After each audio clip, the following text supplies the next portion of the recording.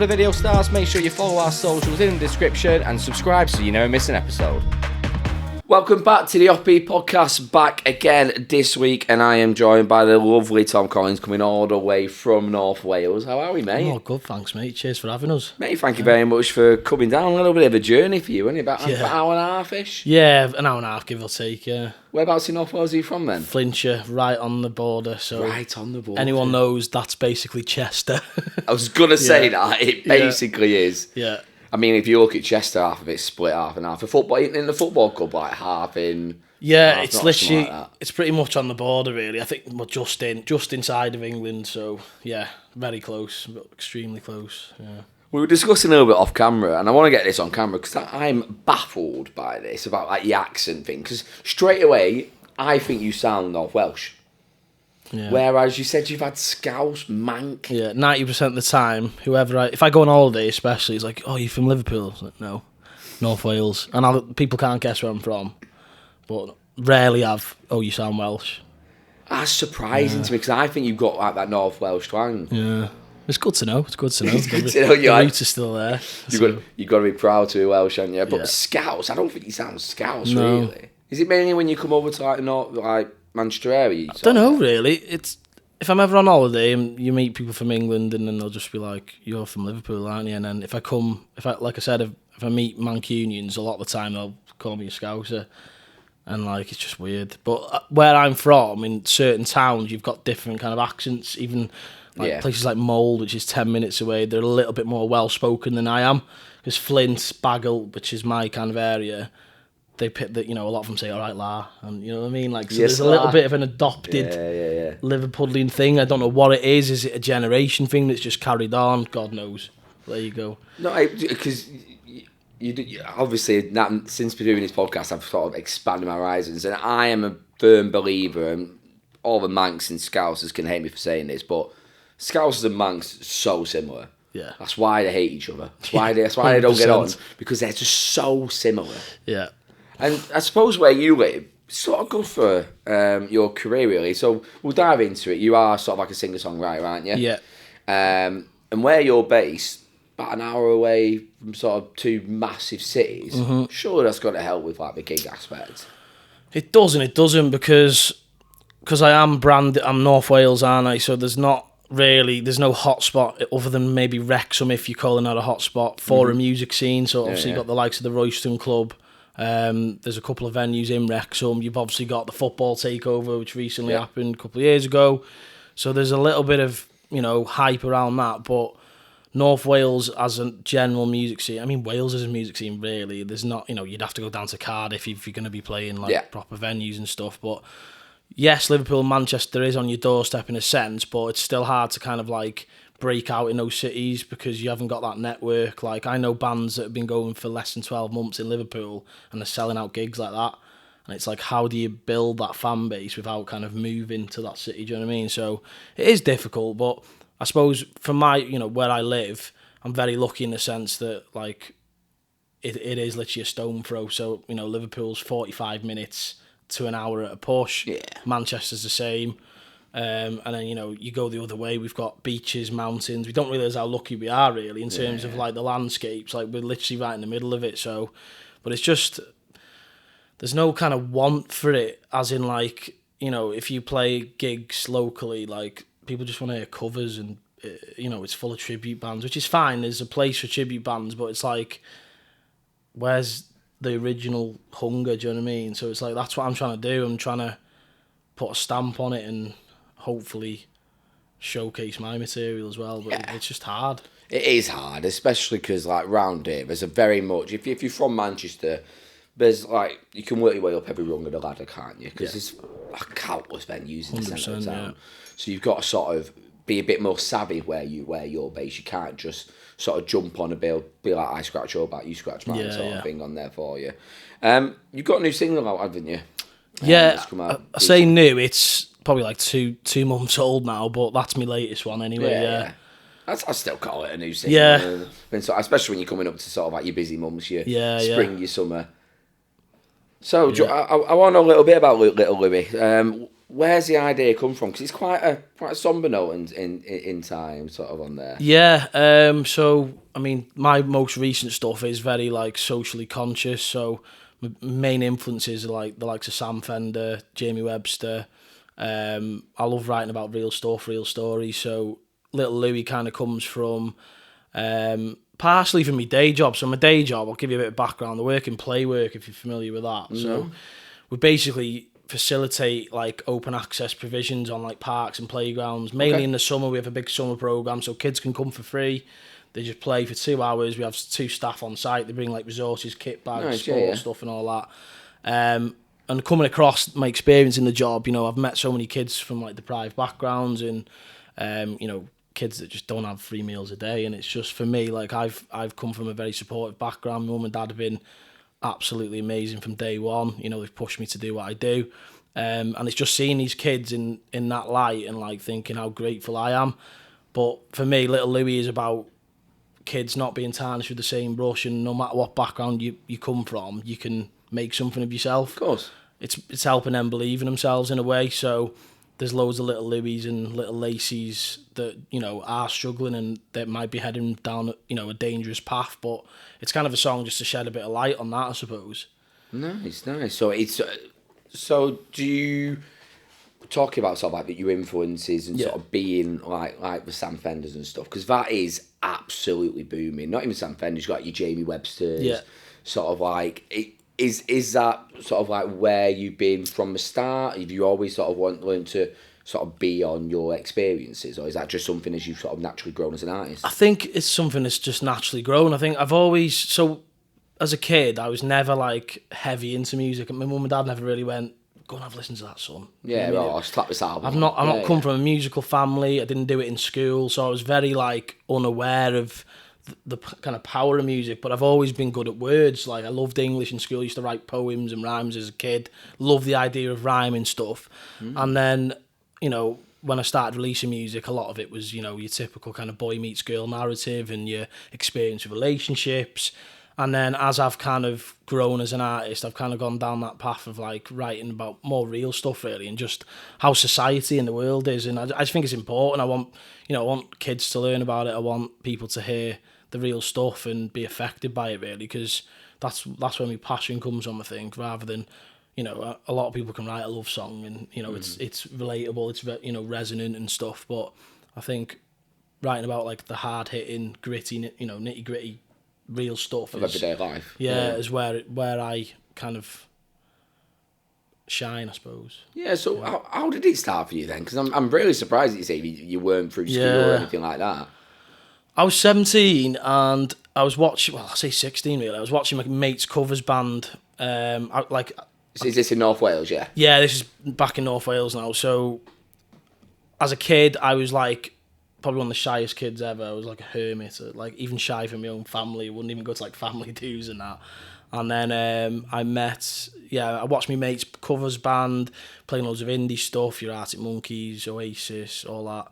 And I was like, you know what, I wouldn't mind having a go at that. And then a year later, I asked for a guitar for Christmas. And when I say guitar, it was the cheapest thing going. It was It was in the middle aisle of Aldi. No word of a lie. Really? Yeah, it was about. I didn't even think in the middle of that Aldi. Neither did I. So that Christmas, my mum thought, well, just get him that because he'll probably give up in a week. Yeah, you know, because that was my kind of trend. If I did like a sport, I was rubbish at sport in school, but I'd give up because I'd knock my confidence. Like, no, you're no good at that. Get rid of it. Yeah. For some reason, with the guitar, I was like, no, I want to learn this. And then within a week, I tried to show my mates, oh, look, lads, I've learned how to play Wonderwall. Sounded nothing like Wonderwall. It was out of tune, it was static, it was awful. So they absolutely rinsed me for it.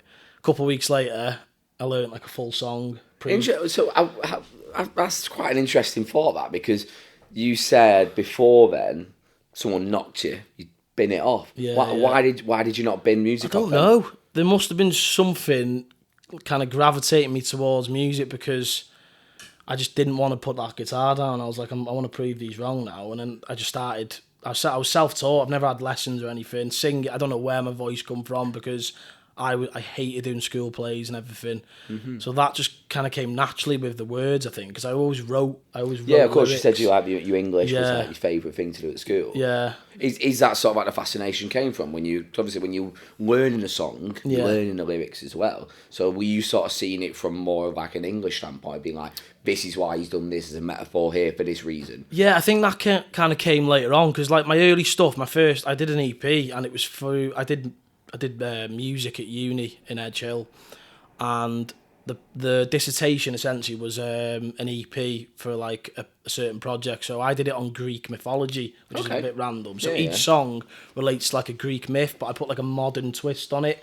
So they're kind of like boy meets girl love songs, but with Greek elements in it. So that straight away I was like, oh, I can tell stories like that, and then it just spiraled from there really. But it's like, and it, 17, I was like, right, I'm going to start gigging now, and then that was it. I started booking pub gigs, and I just carried on. I was playing to empty rooms. Everyone starts off. Yeah, of course. Everyone's been there before, haven't they? And then that was it really. And it was just something I couldn't put down. I loved doing, and it was just my sole passion for something like something I just found and wasn't really, because a lot of people say, how'd you get into music? And it's like, well, my dad played guitar, and my dad gave me a Beatles record or whatever it is.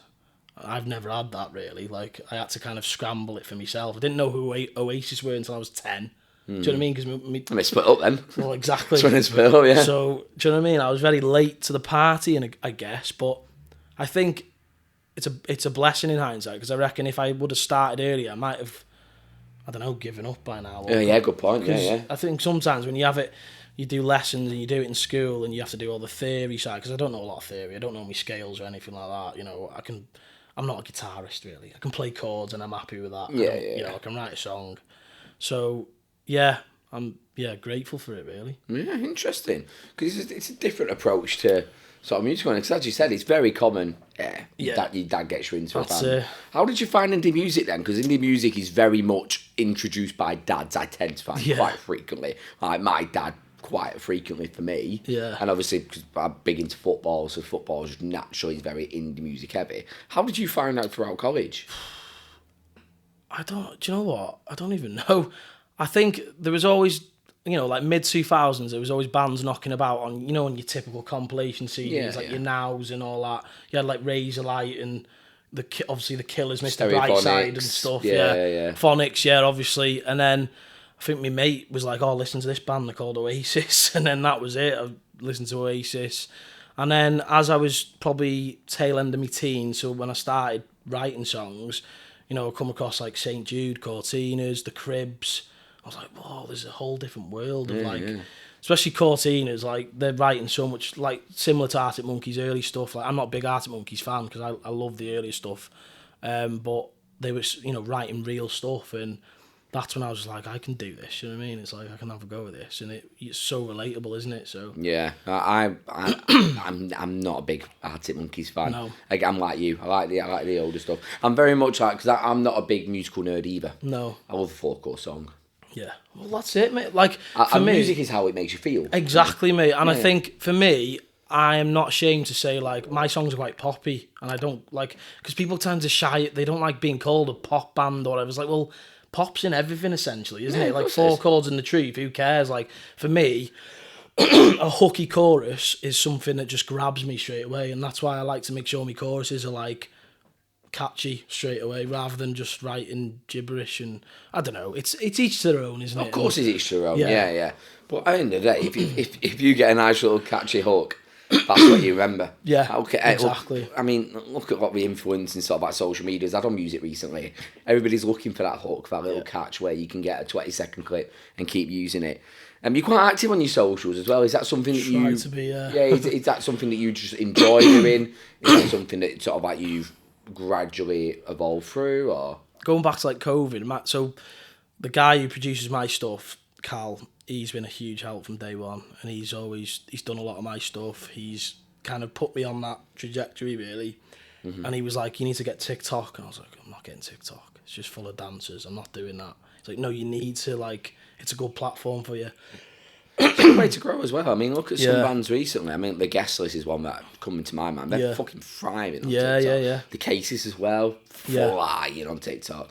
Yeah, and then I got it, and then a couple of months later, I was getting like thousands of followers and picking up this algorithm of like, you know, young lads who wanted to hear indie music, doing loads of indie covers, and I just kept jumping from there because I find Instagram's a little bit harder, but for me, the social media thing, it's so like peaks and troughs, and it's just, you fall out of love with it. Like, I was on holiday last month, so I had a bit of a quieter month, so I was like, I need a break. Went away to Tenerife, come back, I was so like bogged down, like, oh my God, I've got to make content, I've got to do this, and it's like, it can become a chore sometimes. I think you've got to find a tailor your needs to kind of enjoy it, but I do enjoy it and I don't enjoy it, and when you say I'm active, I don't even feel like I am active, that's the thing, but I try my best to like put, you know, do things like this and meet new people and try and find new ways to put my music out, but it is difficult because it's so oversaturated, isn't it? Because everyone's doing it. Because you can also argue the fact that, oh, it's easier nowadays because everyone's got an accessible platform, but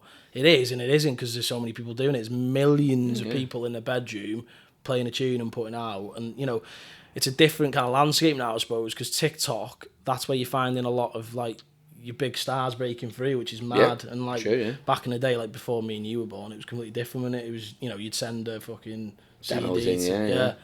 So it's different now, but yeah, I don't know. It's, you need a bit of luck, don't you? And you need to just keep grafting. And I think, you know, I'm 27 now, and I feel like I'm getting like, I need to keep going. I need to like find something else to jump on, and I'm very lucky in respect that I live at home with mum and dad still. I've got no major roles and responsibilities, so I can still plough the music stuff as well as work full time. Because of course.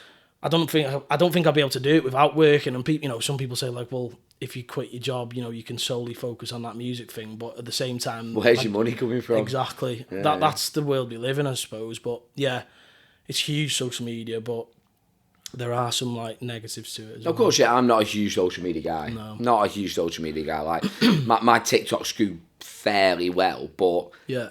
I'll go a month without posting because I can't be bothered editing No. it, or I can't. I'd lose the love of draining. it. And then I'll come back and I'll do a week solid, and then I'm out of it. But it's not my job. I do this because I like it. Yeah. This is my hobby, so to speak. So I'm never going to be like, right, it needs to be every Thursday. I need to do an episode. It has to be this, because then I'm forcing content and stuff I don't want to do. Yeah. At the end of the day, like, I'm doing this to meet people, and meet people is what I want to do. No, I credit what you're doing as well, because there's so many people doing this as well, and it's helping just put bands on a platform. And I think the more people should just get involved with this stuff, because you know, you're doing it for free, you're doing it in your own time. Why not just come on and you never know who's going to be watching as well, and it's credit to you for doing it, really. Yeah, I do like, so my rule is all the time, I just want to get people I find interesting on. Yeah. Whether it's bands, whether it is boxers. Like I had a football manager on last week as well of the local football team. Like, I want to move into sport as well, but getting bands on is fairly easier than getting anyone else on, because once you have a few bands on, everyone knows everyone. Yeah. It's always like an internet sort of like connection on there, whereas getting like sport people, it's so hard to get a fucking reply on a text. I'm like, fair enough, because someone could text me and I won't reply for 2 days because I just forget. Yeah, that's it. So what are the plans for this year then? So obviously one single out already. What have you got lined up over summer? Have you got any sort of like gigs? You've just done your pub tour, haven't you? Yeah, so the pub tour it's something I've wanted to do for ages. You know, it was completely self-funded. A lot of them are free entry gigs. It was just more me going around the UK, going to places I've never even seen in my life, and just playing to new people, fresh ears. I vlogged it all on YouTube for a laugh. My mate come with me and we vlogged it all.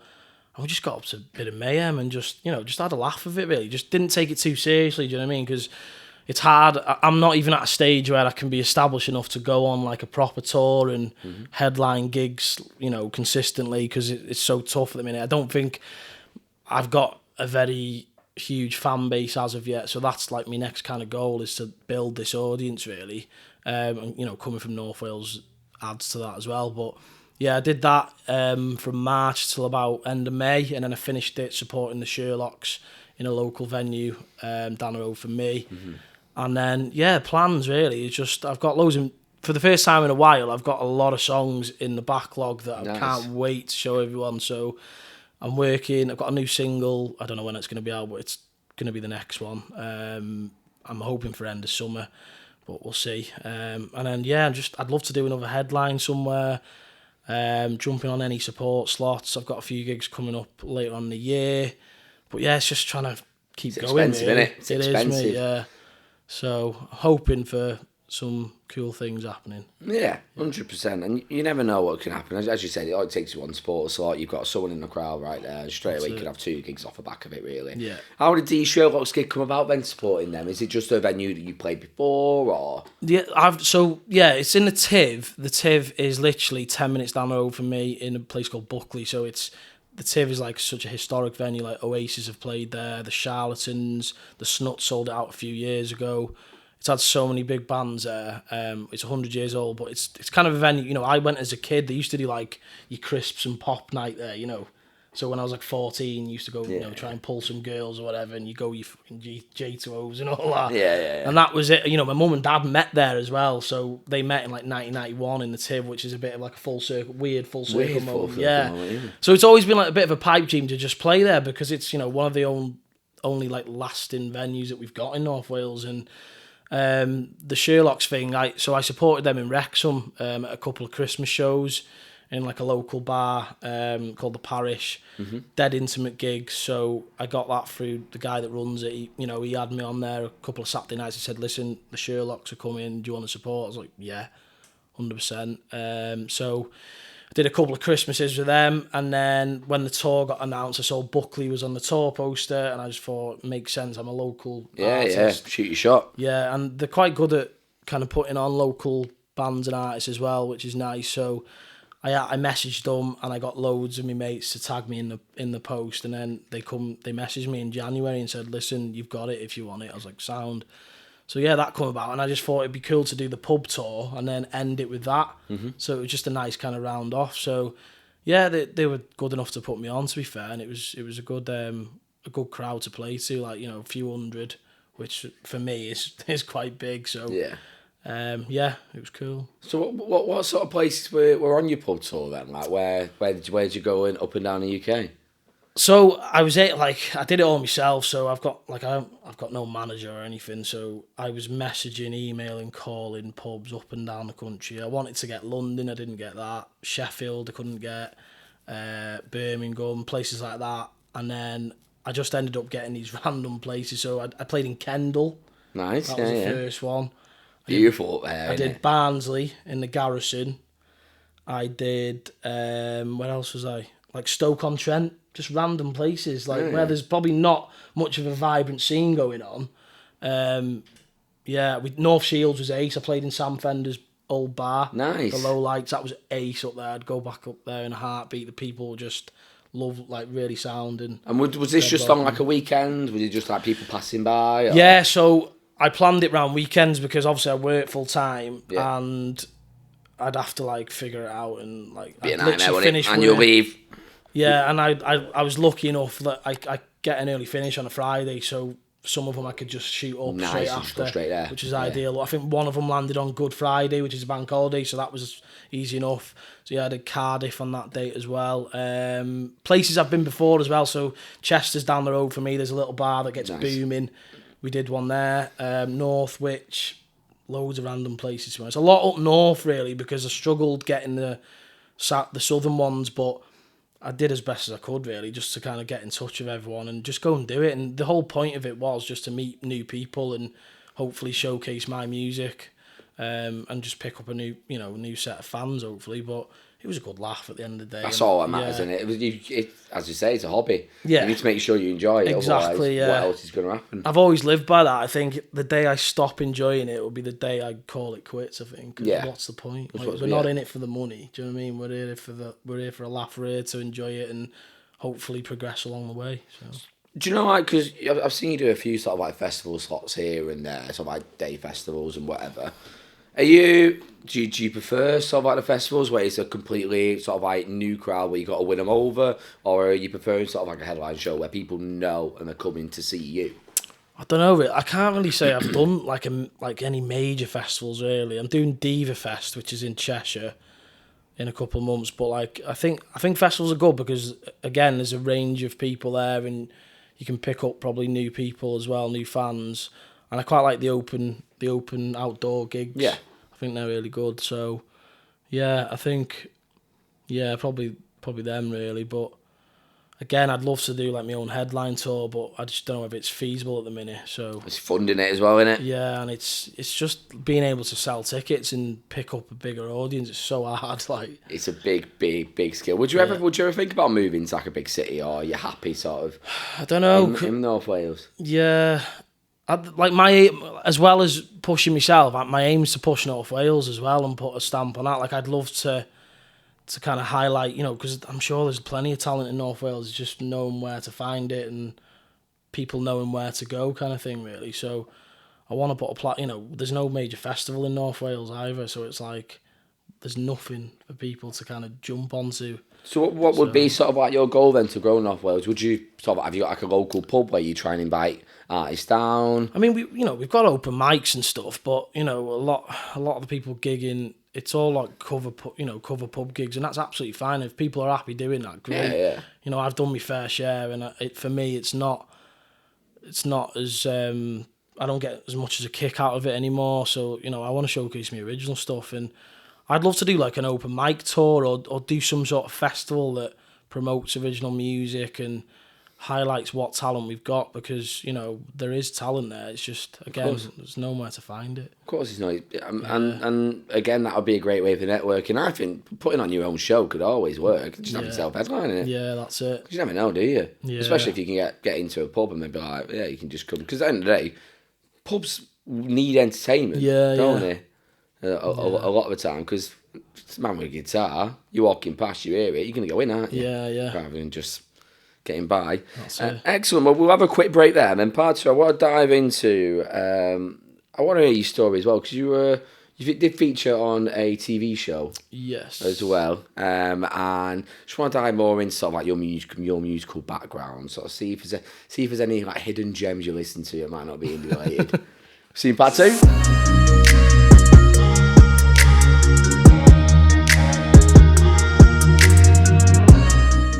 Excellent, part two, and we are back. Sharp break in this unbearable heat. We are filming, and it is currently at like 28 degrees outside. It is a sweatbox in here. Yeah. There's no aircon. We're just going to deal with it. We're just going to deal about it, talk about music. We're doing all right. We're just there, just like casually dying through heat exhaustion. But apart from that, so we alluded to a little bit on part one, and it's something I really wanted to dive in to this on part two. So you were on a very popular UK TV show, weren't you, in The Voice on BBC? Now, ITV it was actually was at the time. It used to be BBC originally. Yeah. And when I was on it was ITV. Is it back? Is it moved back? Is it? I don't know. I won't lie to you. I just know it as a BBC show. Yeah. But, so how did that come about? Because with The Voice, they're quite open in the fact that they scout people as well as getting the open audition. So was it a producer who scouted you? Did you go for an open audition? How did it work? Yeah, so I had a scout message me in the middle of COVID, I think, on TikTok and Instagram, said, "Oh, I love your voice." So that stemmed from the TikTok thing again. When I was, when I was so against not being on TikTok, and then she got in touch with me. Said, "Oh, I think you should apply," and I was just like, "Is this a joke?" And I was also just like, "I'm not doing it because I hate reality TV." Yeah. And I've never watched The Voice before this, so no. And then I was just like, I spoke to my mum about it, and I spoke to my mate Carl. And he was like, "Well, you've got nothing to lose, have you?" I was like, "Yeah, I suppose." So I auditioned and applied. And the first audition was on Zoom, so you had no mic, no guitar, you had to just sing to something, which was awkward as hell. Yeah, what, is that just with one producer, with a couple of producers? I think there was a couple on the call, yeah, but because at the time it was 2021, I think, so restrictions were just easing off, but it was the masks were still about, weren't they, and stuff like that. Yeah. So I went and did that, didn't think anything of it, and then was it just like an experience thing? You'd be like, yeah, might be a cool story to do one day. Yeah, literally, and then I got through to that, and I was like, okay, And then they were like, right, we want you to come down to London and do a face-to-face audition. I was like, okay, this is getting a bit more real now. So then I had to tell me work and said, listen, I've got to take a day off and go down to London. I can't say much about it because I had to keep it obviously under wraps.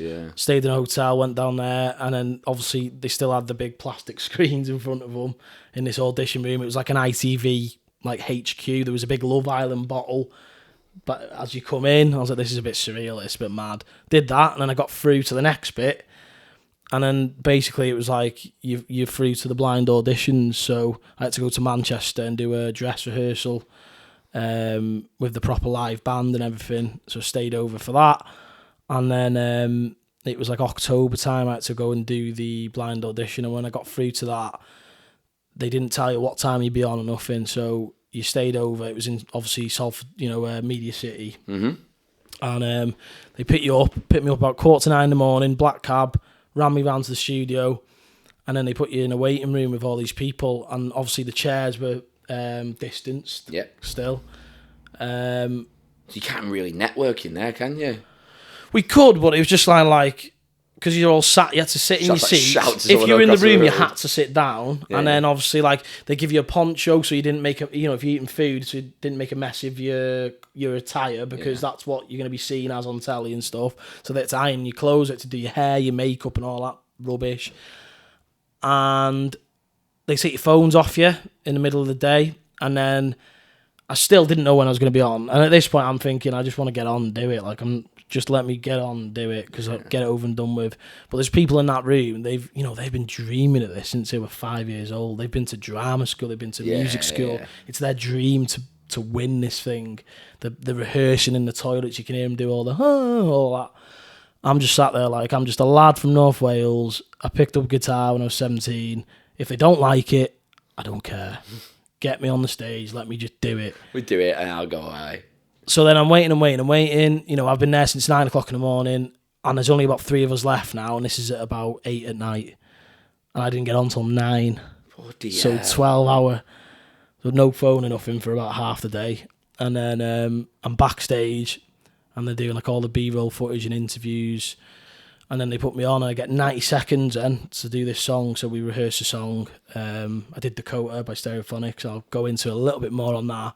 Because a lot of people say, why did you pick that song? Yeah, I'm wondering why you picked it. I'll tell you in a minute. So we did that, and then obviously no one turned. I got off stage, went home, and that was it, 10 o'clock. Who were the judges at that time? So at the time it was Ollie Murs, Anne-Marie, will.i.am and Tom Jones. So, yeah, it was a good experience, but I wouldn't do it again. And like...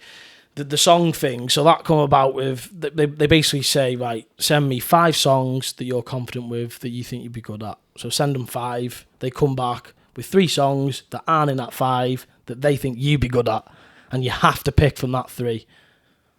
You don't get a choice at all? Essentially, no. What? And for anyone who's watching, this is the truth. That's like... Because people said that's the only criticism I got was... Because to be fair... The welfare for The Voice was amazing. Like, they didn't half look after you. They swiped your social media and said, listen, make sure you got this, and this. They always checked up on you. It was really good, to be fair. And I've heard horror stories of the X Factor and Britain's Got Talent. 100%. I mean, that Pink lady was a horror story. Do you remember her? Where she basically, the producers told her to go on and sing a Pink song because she looked like a Pink tribute act. That's what it's TV, isn't it? Yeah, and they were like, why have you done? And the judges were like, why have you sung Pink song? Yeah, something more original. And she was like, what it is. That's what I mean. That's why I wouldn't do it again. It's all fixed, really, in my opinion. But they give me back the 3, and the 3 were Kings of Leon, The Bucket, good tune. Stereophonics. Which one was it? Bartender and the Thief, which doesn't suit me at all because it's a little bit heavier, a little bit raw. And then Dakota. So I'm thinking Dakota, I know it off the back of my hand. Yeah, of course. It's a Welsh band, I'm Welsh. So they were trying to tailor it to the Tom Jones, because Tom Jones knows Kelly Jones and it all just links, doesn't it? Yeah. So I thought I'll just do Dakota because, I mean, I wanted to do like a Sam Fender song or better still, an original song, but they wouldn't let me because it was like, we can't judge your voice. And I get that. So did that, and then, that was it basically. But so what were the 5 songs that you put forward then? Was that one off the top of my head? I can't remember. One of them was Hypersonic Missiles, I think, which in my opinion displays my range a little bit more, whereas Dakota doesn't. But if I don't know if you've seen the audition video, yeah. But it's 100k views, Yeah, well, on YouTube. I know, but it's just for me. It's crazy numbers that when you think about it. When people talk about it, though, it doesn't feel like a flex anymore. It just feels like it's just a video on YouTube. Do you know what I mean? Like it's a bit mad, really. But like some of the mannerisms in the video, you know, when I move the guitar, I was told to do that. I was told to do that to the crowd. Yeah, it's all manufactured. Basically, yeah. That's crazy. It was a good experience because I had a vocal coach. I learned a little bit about my voice, and I met some really cool people, and it was cool. But I won't do it again. No, not for you at all. Like people who say, "Oh, just do it again," or I was like, "Yeah, but you don't understand how long the process takes, and also, like the further you go, the more restricted you are. I think in your original music kind of thing. Because if you sign that contract, I think they can kind of control you. Yeah, which I don't like the idea of, so a blessing in a way. I can't believe that they control everything you do, even like essentially raising to the crowd. Which I get in a sense because it's like that, it helps me. If I'm telling the crowds to get up, the crowd are going to get louder and hopefully one of the coaches will turn, because Ollie Murs is literally like that on the buzzer. And in fairness, not one of them could say a negative thing like, oh, he could have done this, could have done that. They were all just kind of like, we're just gutted. And it all depends on what day you're shown, isn't it? See, that's the hard part about The Voice. Because they only have the 10 spots. That's it. You could be the best artist there, but you come in and there's only one person who's got one spot left, and they've already got a male singer-songwriter. Yeah. Straight away. It's so, like, to like the X Factor's credit, it was a case of if you're good, you go through, and then they whittle you down. Whereas with The Voice, there's so many variables to go on. Yeah, I do like the fact that they don't see you, because then they're not. There's like, no preemptiveness. Yeah, exactly. So yeah, it was a good experience. It's a story to tell, isn't it? But of course it is. Yeah. It's I wasn't even that. I was just kind of like happy I've done it. I wasn't bothered that I didn't get through. It was just kind of like, okay, if they don't like it, fine. Done that. But there's people in there that are like they're like begging for that dream, and that they've been doing it since they were that big, and I'm like, I'm just a lad from North Wales. I'm not bothered. If they don't like it, fine. Do you know what I mean? It's a story to tell, and it's a good story to tell as well. That's it. Yeah. So there you go. The Voice with the Stereophonics. Yeah. I mean, banger of a song. Yeah, it is. It's just a bit. They could have given you something a lot worse. And there's a joke with it now. Like I always say, I've got PTSD from it because they didn't get a turn, and I still play it. It's still a good song. It is one of the more overplayed ones, but it's one of them, innit? Like there's all these Ollie Murs jokes now. Everyone like send me a picture of Ollie Murs. Oh, here he is, the dickhead. Like yeah. And that, but yeah, it was a good experience. So. Excellent. And we were discussing a little bit off camera as well about some of the things that you've sort of done recently, and one of them which I found really interesting was about these songwriting camps, because you see them sort of on social media quite a lot. There's a lot of people who make content about them, and you managed to do one, didn't you, in Spain? Yeah. A songwriting camp where you met a certain very famous Scouser nowadays in Jamie Webster. Yeah. So how did that come about? So a couple of years ago, I did two a couple of years ago. So when it was starting off, and it's all through my mate Cal. I've mentioned Cal a few times. Shout out Cal Roberts. He knows. So when he was younger, gigging, he used to do a lot of gigs up in Scotland through a guy that runs a camp basically. And he was like, listen, there's a songwriting camp starting in Spain. Do you want to come along? I was like, oh, I don't know about that. Like, straight away, I'm like imposter syndrome. Like, I overthink stuff. Like, you probably won't think it because I come across quite confident, but I'm like, oh my God, I don't want to be put with other people and compare myself. What if I'm not good enough kind of thing. So, went and did that. I think I was on the second ever one.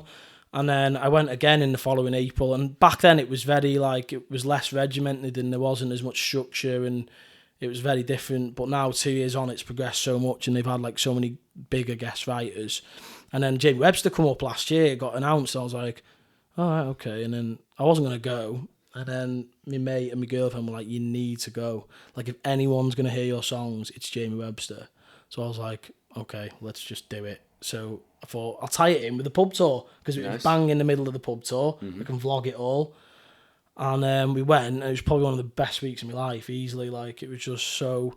It was also really validating, I think, because I'm so, like... Again, you wouldn't think it, but I'm quite hard on myself sometimes. I compare myself quite a lot to other people, so it was just nice to hear from him how validating it was. Like, I'm doing the right stuff. My songs are there, and we all got a 90-minute session with him, so... whether that was writing a song, whether that was just a general chat or getting tips... I knew I had half a song ready to show him. So I had a verse, and I was like, listen, I just need to go somewhere with this, and we just hit off like that. Like it was Nice. almost as if I'd known him for 10 years. It was like, you know, I'd knew him beforehand. We just got on like house on fire, and we had the same ideas. And I know a lot of my stuff is inspired by him anyway, and what he's trying to say. And I've seen him live a few times, and he's a man of the people. His stage presence is class. So like, just to meet him and get a few tips off him, it was ace. And it was quite overwhelming, really. I come out thinking, that's mad. I've just met Jamie Webster, and you know, he's approved of my material. And then throughout the week, met loads of people. Obviously, there was a few Scousers on there, but do you know what? It was one of the, out of the 3 camps I've done, it was so like the morale and the chemistry, the bond, I should say, between the lads at the camp was so nice and like welcoming, because everyone was on the same page. Everyone was kind of from, you all there for the same reason. That's it, yeah. And just we all got on so well. So it was just nice. You know, I met a lad from Manchester. You know, a couple of lads from Liverpool. There was a lad from South Shields, Newcastle. Yeah. Who come to my gig in North Shields. So nice. There was that kind of link. There was lads from Middlesbrough, even down south, a lad from Bristol and stuff. And everyone was just so, you know, we're all into indie music as well. And it was just a really good laugh. And we got to do a pub gig as well one night, so I shown Jamie one of my other songs, and he was, you know, he was like patting me on the back and everything. And he was just so buzzing with that as well, and he followed me as well on Instagram, which on the last day, so I was made up with that. But it was just really like validating for me, and just putting yourself in that environment. I think because going there definitely helps you immerse in the world of music, because it's in rural Spain, it's in the inland really, and there's literally a shop. It's open like 4 hours a day. Yeah. There's a communal bar. Other than that, it's a ghost town, and I think that's the beauty of it, because you're just forced to write music. Yeah, you're isolated, aren't you? That's it, and no I just distractions. Exactly, but yeah, it was a really good experience, and probably one of my proudest, just meeting him and writing a tune with him basically, and hopefully that tune will be out in the near future. Yeah, and then we can get. I mean, you've already got how you're going to advertise that already written down. I mean, so what sort of advice was he giving you? Was it just like sort of like songwriting tips, or was it just like stage presence? What were you sort of asking Jamie Webster? Do you know what? It was some of the stuff. It sounds. I'm not trying to sound big-headed. It was some of the stuff I already knew, but just I wasn't doing. If that makes sense. So like, it's like honing your certain skills, innit? And just certain things in songs, like think about this. Like he was telling me like how to think about it live rather than think about it as a song, because it's all about, like a lot of his songs, you know, he's good at getting the crowd going, and it's thinking of those moments in songs. I never thought of it like that. So, you know, we just bounce off each other. It was so good, and like to write a song in the length of a footy match with him was like a dream. So yeah, I learned so much from him, and just it was just really nice to hear. You know, he gave me a hug, and he was like, "Come on," he was like, "Oh lad," he was like, oh, "That was boss. That was boss. You don't need no help from me, lad." It was, you know what I mean? He was just a really genuine guy as well, so down to earth. It's almost like he doesn't believe his own hype. Yeah. And he was talking about Sam Fender like I talk about Sam Fender. Yeah. And you think they're in the same kind of bracket, but it's just mental. No, it was really good. Really surreal. I mean, these songwriting camps are great. They're great for that exposure as well on there. What sort of like the big artists that they have apart from Jamie Webster on there? Is it just like a random eclectic mix, or? Yeah, it's whoever they can kind of get really, and just like I think it's only going to get bigger, to be honest. Like they had Justin Hawkins a week before Jamie Webster. So he was such a gent. He's in his 50s. He was playing football with us every morning. Class.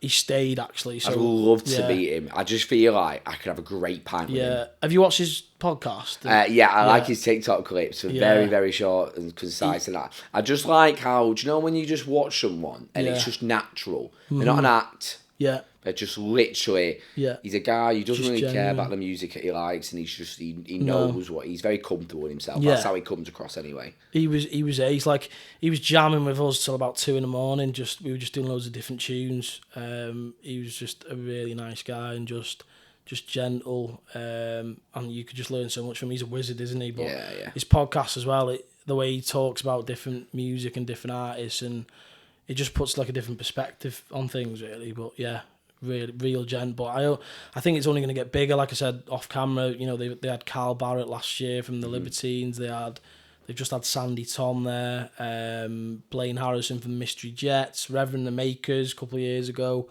So I think it'll only just... Oh, I'll tell you who's there in September. Dave McCabe from the Zootons. Nice. Which I think might be a Webster link. Yeah, that would be cool. Yeah, so he's there. But yeah, it's just a good community, really, that they're getting people from, a lot of people from Scotland as well, and people around the UK, just, like-minded people put together. And I think what people forget is, it's not always about, like, writing the songs. There's a network element to it as well. So 80% of it is the networking.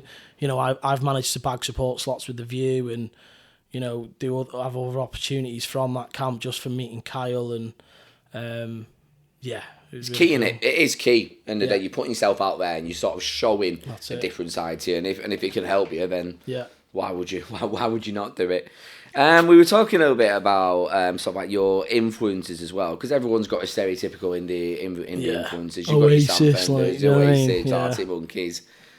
Is there any other music that you listen to that's maybe not quite indie centric? Anything?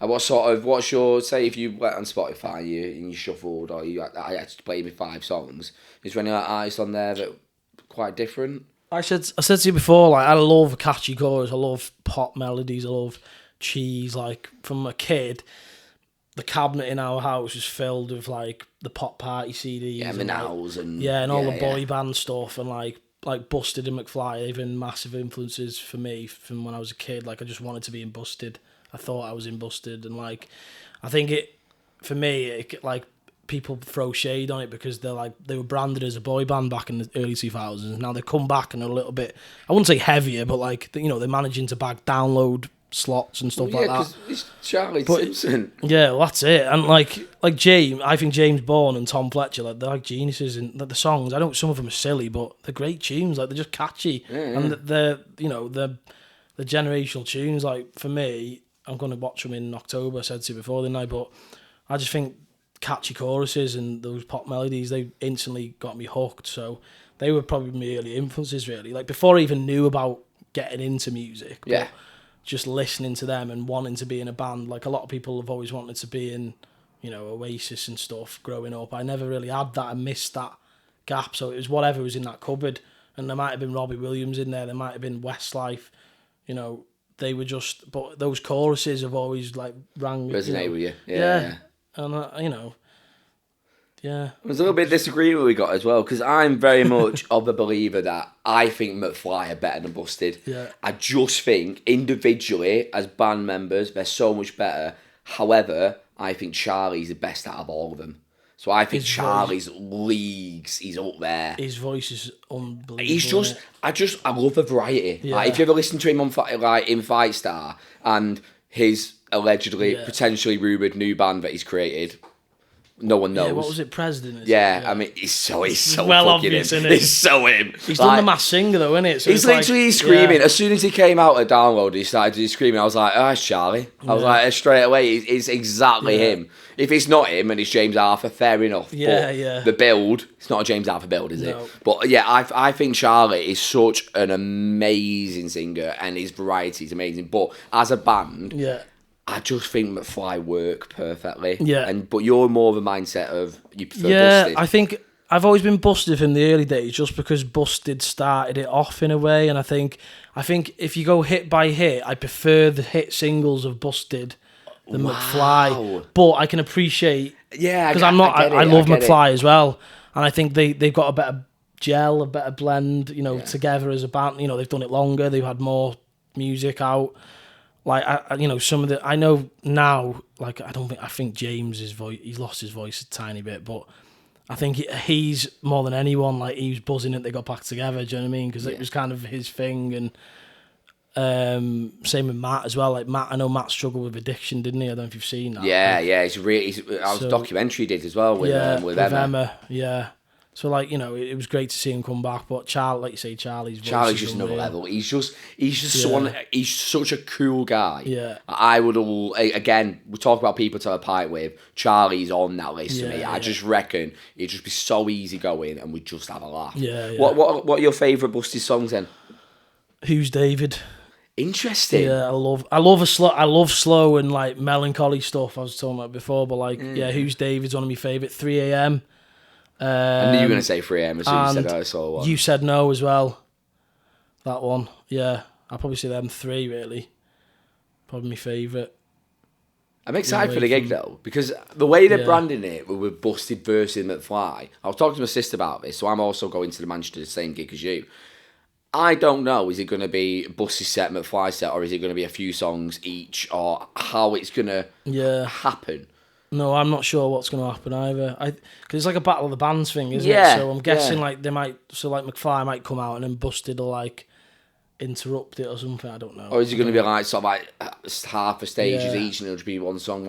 Is it going to be? Yeah, I'm not sure. It'd be interesting. It is interesting. I think it's quite a cool little branding experiment because most people have got. If you like Busted, you're probably going to like McFly. You're probably going to have a little bit of crossover on there. And it's just a little bit of a cool idea. Like I saw McFly at Victoria Warehouse and I thought they were brilliant. Because again, get a lot of bad rep being like, oh, they're a boy band. They do, yeah. That's the thing. That's why I said to you before, like, I'll probably get a lot of hate for saying Busted and McFly, but if I'm being truthfully honest, that's what I grew up listening to. Like, do you know what I mean? Like, I don't know. People just, I think people are scared of pop songs sometimes. Like, they don't, like, don't get me wrong, I'm not a fan of the charts at all. Like, I think the charts are getting worse and worse. Like, everyone just blends into the same thing. But yeah, I don't know. I love them. I think they're great. But yeah, I like the whole Back to the Future element because Back to the Future is my favourite film of all time. And obviously they were named after Marty McFly. Yeah. Busted wrote Year 3000 about Back to the Future and all that. So all that nerdy stuff's cool as well. But yeah, they're just good pop songs. Yeah. I mean, at the end of the day, like, everyone was a cheesy pop song. It's why you've got the nightclubs that have the cheesy pop nights and all sorts. Like, it's what people do love to see on there for you. Excellent. And then I want to talk a little bit about your gig experiences because you've sort of been up and down sort of the country on there. Is there any gigs that have really sort of like stood out to you in your life? I'd probably go back to the TIV. The TIV's been one of my favourite experiences just because like the crowd and like the actual like the pedigree behind the venue. It was exactly the 100th birthday. Yeah. My mum and dad met there. It's a venue I've been to countless times as a kid and watching bands and stuff. So for me to go and play it was really cool and obviously support the Sherlocks.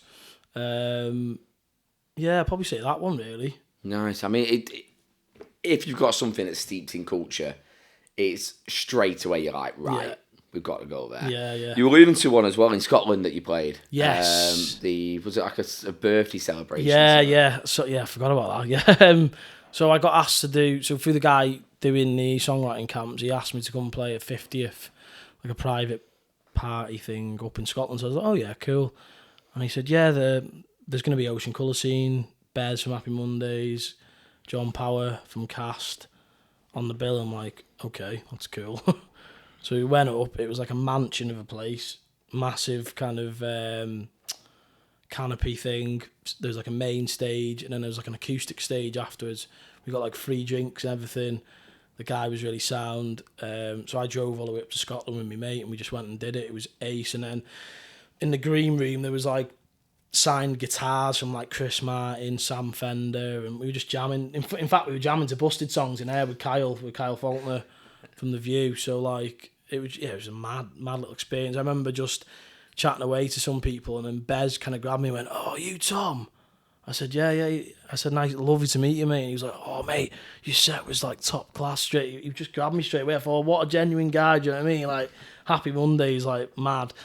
Yeah, just surreal experience, really. And just being on the same bill as them. I know it was a mad, like, 50th birthday, but... Why was it a 50th? Whose birthday was it? It was just some guy? Some guy that they obviously know, I don't know, but... Yeah, it was mental. And then I went and did like a set on acoustic stage. I've had a few beers by then. Normally I don't drink before I go on. I'm very like, that's my ritual. Like I'll have water. I'll have a pint. You know, that's as far as I'll go. But for me, my voice will get dry and I get paranoid and I can't sing the same. And I've done it before. It just doesn't work. Anyway, I'd had a few by then. And my mate was like, "That's the best set you've ever done." Because I was just like, sometimes you let loose a bit more. And yeah, but no, it was really cool. Yeah. 50th birthday party with Bez from the Happy Mondays. Mental. Just walking around with a bottle of Grey Goose. I mean, he's an interesting fellow, isn't he, Bez? He is, yeah. I bet he's got some stories to tell. Guaranteed, 100%. Mate, thank you very much for coming down. So where can we find you on your socials? So yeah, all my socials at TL Collins Music, anything with Instagram, TikTok, Facebook, the lot. You find us on there basically, and I'm on all streaming platforms as well. Yeah, Spotify. Let's boost them Spotify numbers up there. Let's get a playlist because you never know where it can take you. I mean, it's never going to win you any money. No. Spotify don't pay, but you never know, do you? 100%. Excellent. And if you are watching on YouTube, please do hit that subscribe button. Check out my past content. There's been many, many bands and many artists that I've interviewed now on here. And if you are listening on Spotify, that 5-star review always pushes this out to the right people. And drop a share, because at the end of the day, it's free and it helps people out. Exactly. Why not? Excellent. Make sure you go and give Tom some love, and I shall see you in the next episode. Thank you very much.